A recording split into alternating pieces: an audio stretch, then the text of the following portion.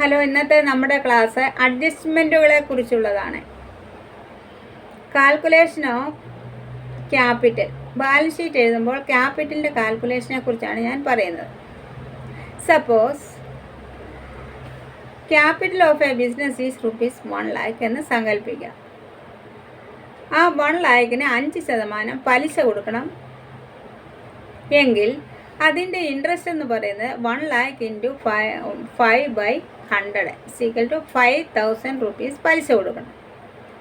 അത് എക്സ്പെൻസ് ആയതുകൊണ്ട് ആ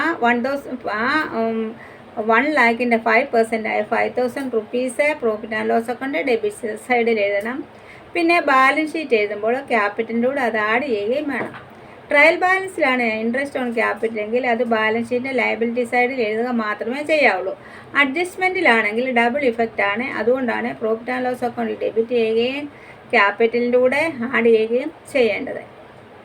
ഇൻട്രസ്റ്റ് ഓൺ ക്യാപിറ്റൽ അതുപോലെ തന്നെ ഇൻട്രസ്റ്റ് ഓൺ ഡ്രോയിങ്സിന് ഇൻട്രസ്റ്റ് കിട്ടുകയാണ് ബിസിനസ്സിലോട്ട്.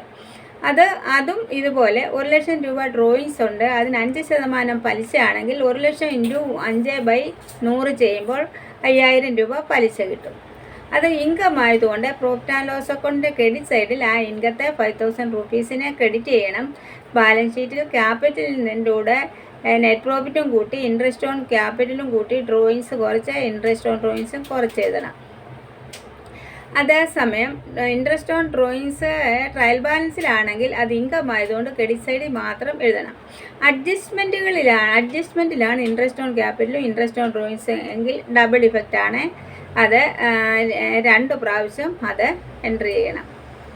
അങ്ങനെ ക്യാപിറ്റൽ അഡ്ജസ്റ്റ് ചെയ്യുമ്പോൾ ക്യാപിറ്റലിൻ്റെ എമൗണ്ടിൻ്റെ കൂടെ ആ വർഷത്തെ നെറ്റ് പ്രോഫിറ്റ് കൂട്ടിയിട്ട് ആ വർഷത്തെ ഡ്രോയിങ്സും കുറച്ച് ആ വർഷത്തെ ഇൻട്രസ്റ്റ് ഓൺ ഡ്രോയിങ്സും കുറച്ച് ഇൻട്രസ്റ്റ് ഓൺ ക്യാപിറ്റൽ ആഡ് ചെയ്യുന്ന കിട്ടുന്ന എമൗണ്ട് വേണം നെറ്റ് ക്യാപിറ്റലായിട്ട് ബാലൻസ് ഷീറ്റിൻ്റെ ലയബിലിറ്റി സൈഡിൽ കാണിക്കാൻ.